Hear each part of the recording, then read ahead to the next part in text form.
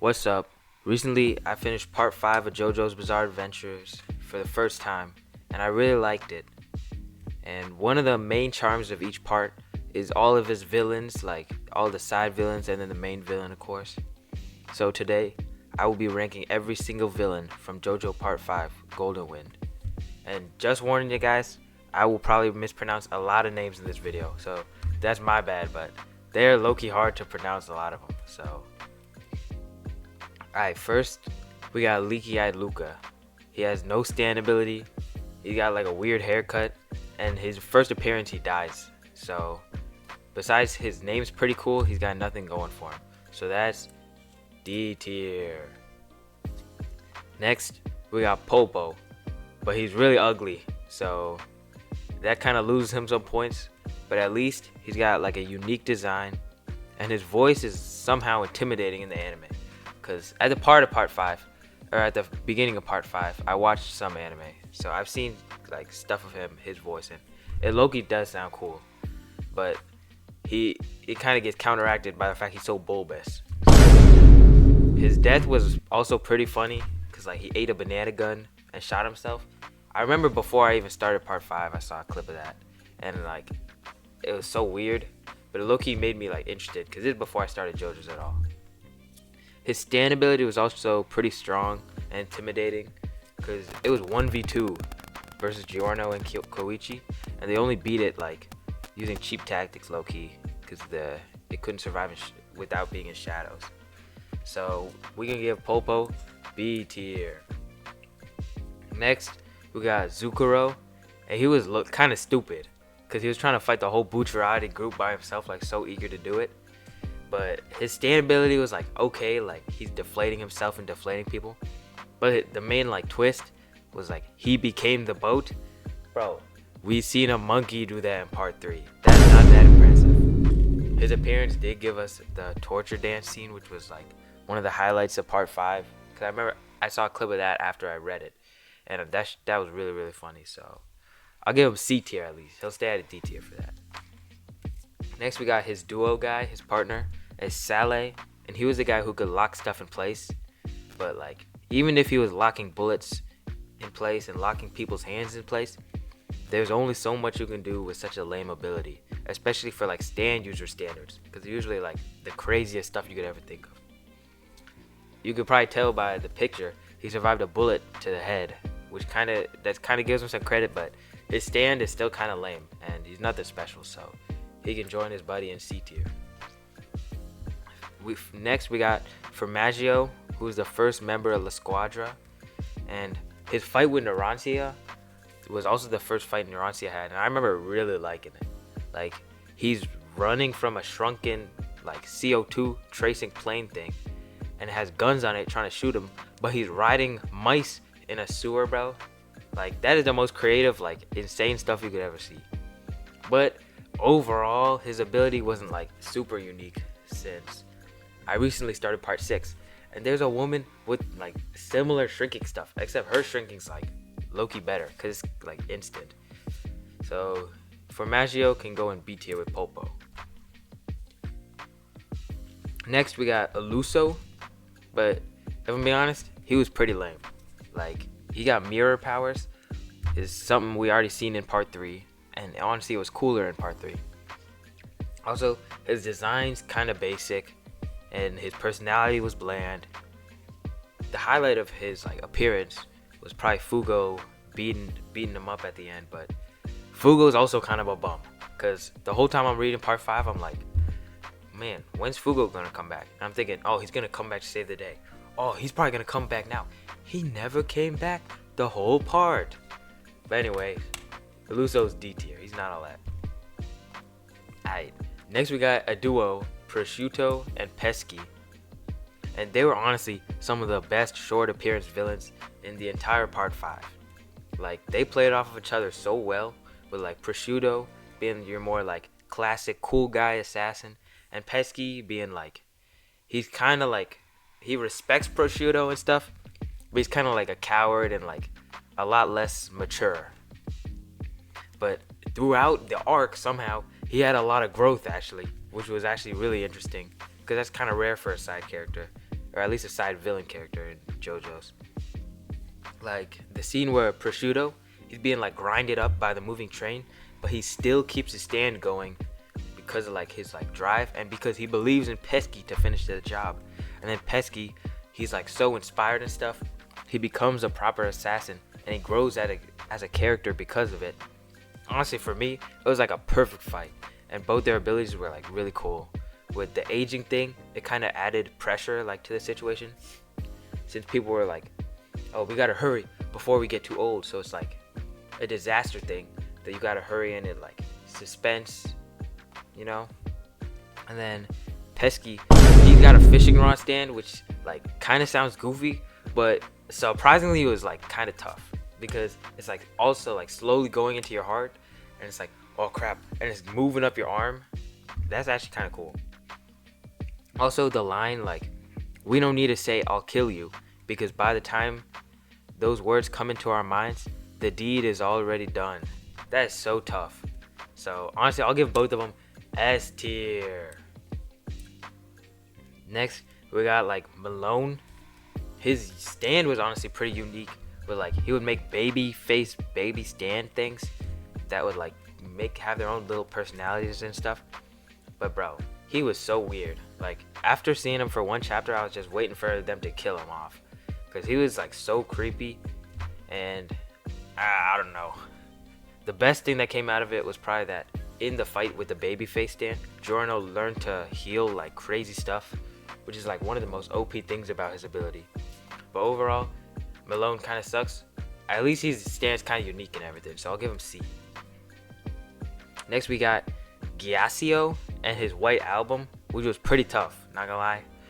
Like when he was icing up the car that Giorno and Mista were driving, I was already thinking like, oh yeah, this is pretty cool, like ice powers, you know. But then he got kicked off the car and he made like a Power Ranger ice suit.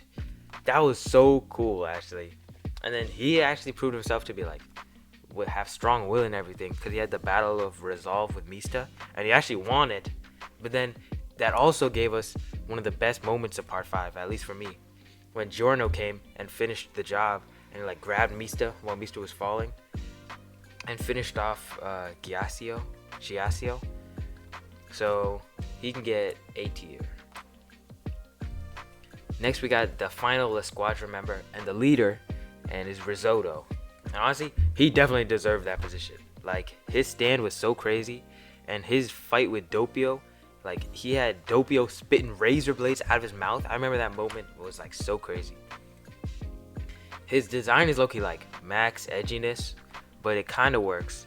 And his design was like final villain worthy. Like, bro, he looks cool. He low-key looks cooler than Diavolo.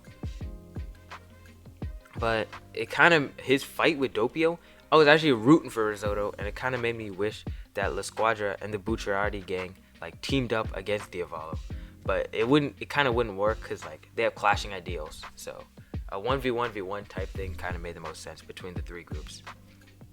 But even in his death, Risotto went out fighting, and he put up a good fight against Doppio. And even if Doppio's still not as strong as like Diavolo, that's still pretty impressive. So he can get a good A tier. Now we got a second like duo that fought together, which is Squalo and Tisano. Now they were not as strong, or not exactly strong, but they were just not as good in my opinion as Pesci and Prosciutto. But they were still both pretty cool. Like the fight with Narancia was like one of the funniest fights definitely in part 5.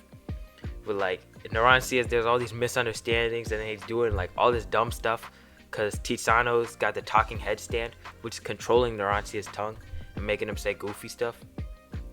And then the little shark thing that was like going through water, it's like a decent stand, you know. So neither of them were like crazy, but they brought like good fun to the fight, and they both had pretty cool abilities. So I give them both get B tier. Alright, next we got Carne, and he probably survived for like 5 pages. So by himself, he's obviously nothing. Also, like, look at him, bro. Bro, just look at him.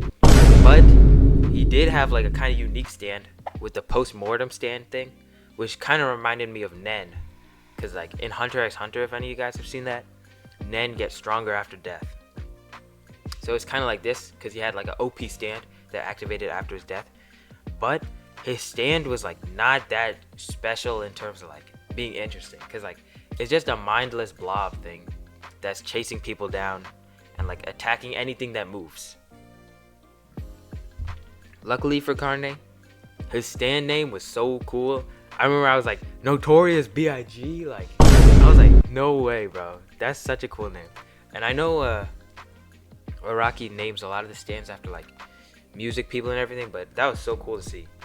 Like, you got the sicker than your average Papa Twist cabbage as your stand, bro. That gives you some bonus points, but that's just enough to keep him at a D tier. So I'll just give him C tier just off the name.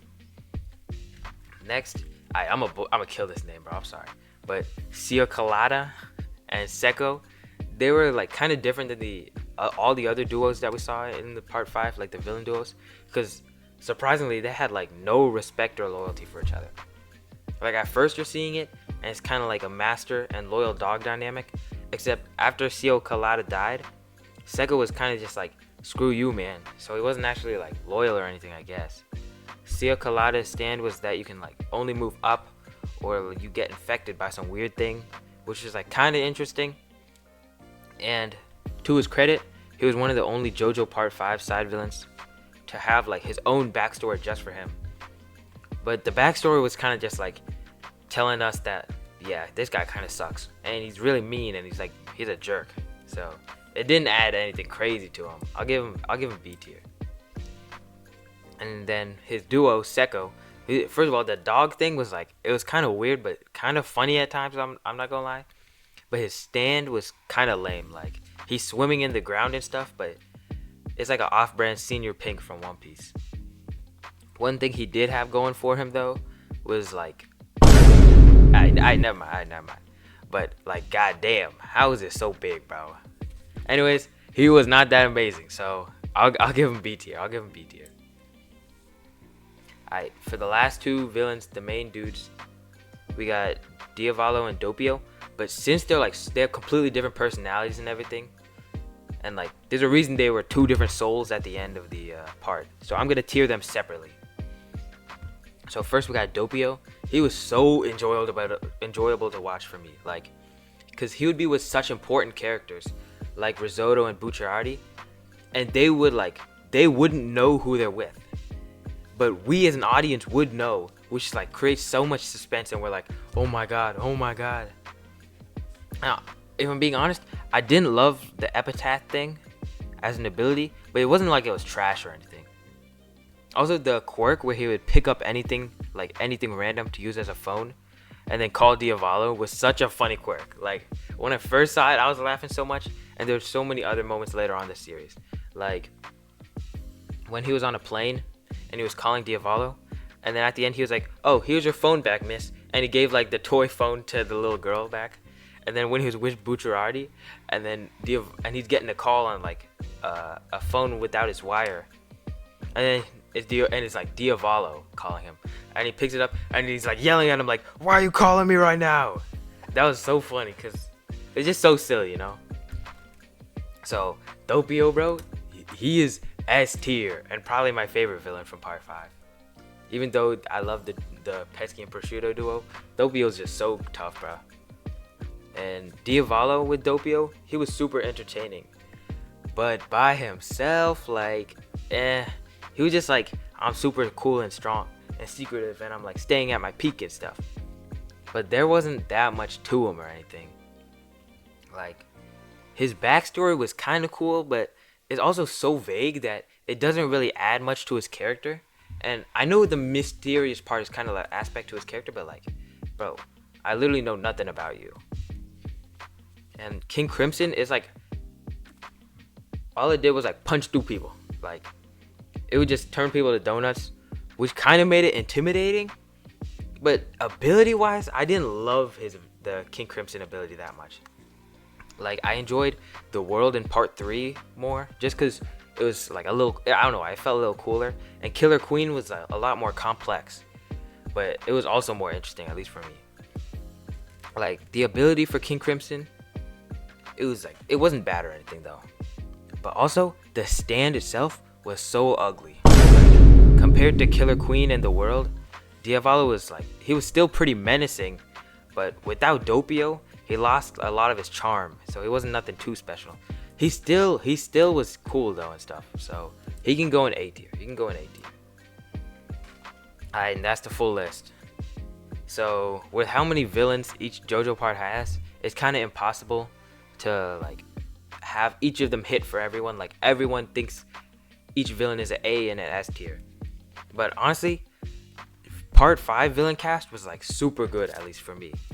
Like none of these characters beat Kira in part 4 for me for the top spot of like my favorite JoJo villain, but there were still like cool designs, there were still cool stands and abilities, and a lot of cool personalities in the villain cast in this part.